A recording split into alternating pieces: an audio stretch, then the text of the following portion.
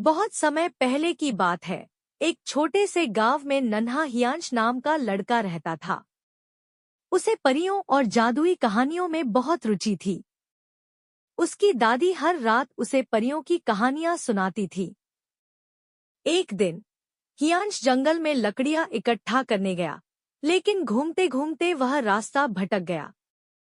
वह एक विशाल पेड़ के पास पहुंचा, जिसके तने पर सुनहरी रोशनी झिलमिला रही थी।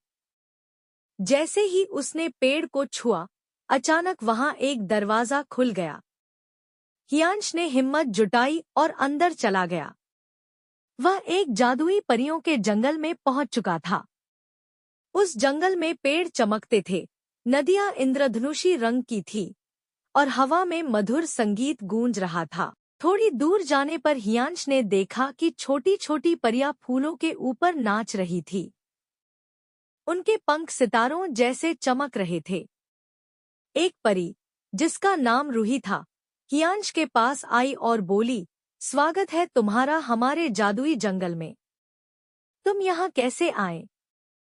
हियांश ने सारी बात बताई तो रूही मुस्कुराई और बोली, तुम बहुत नेकदिल हो, इसलिए तुम्हें इस जंगल का रहस्य देखने का मौका मिला है। लेकिन ध्यान रहे, यहाँ के जादू का दुरुपयोग नहीं करना। तभी जंगल में अंधेरा छा गया। सभी परियां डरकर इधर-उधर भागने लगी। रूही ने हियांश को बताया कि कालीनाग नामक दुष्ट जादूगर परियों के जंगल को नष्ट करना चाहता है। हियांश ने हिम्मत जुटाकर पूछा, हम उसे कैसे रोक सकते हैं?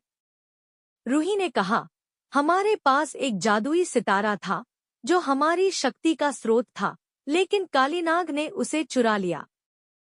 जब तक वह हमारे पास नहीं लौटता, जंगल संकट में रहेगा। हियांश ने परियों की मदद करने की ठानी। रूही ने उसे एक जादुई छड़ी दी, जिससे वह अंधेरे के जादू को तोड़ सकता था। हियांश कालीनाग के किले की ओर बढ़ा। वहां उसने देखा कि जादूगर सितारे को एक पिंजरे में बंद किए बैठा था। हियांश चुपचाप आगे बढ़ा और छड़ी से पिंजरे पर वार किया। अचानक तेज रोशनी फैली और सितारा बाहर आ गया। कालीनाग चिल्लाया, नहीं, यह मेरा था।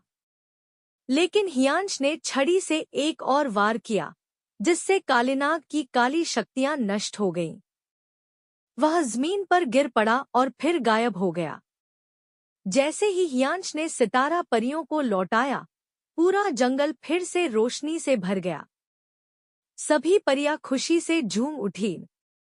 रूही ने हियांश को धन्यवाद दिया और कहा, तुम सच्चे नायक हो, हियांश। तुम्हारी बहादुरी से हमारा संसार बच गया। हियांश मुस्कुराया और बोला, लेकिन अब मुझे घर भी लौटना है। रूही ने अपनी छड़ी घुमाई और अगले ही पल हियांश अपने गांव के पास खड़ा था। उसे लगा जैसे यह कोई सपना था, लेकिन उसकी जेब में चमकता हुआ परियों का सितारा बता रहा था कि यह सब सच था। उस रात हियांश ने अपनी दादी को यह कहानी सुनाई और वे मुस्कुराकर बोली, परियों की दुनिया में जाने का सौभाग्य हर किसी को नहीं मिलता। दोस्तों, कहानी कैसी लगी कमेंट करें और चैनल को सब्सक्राइब करें।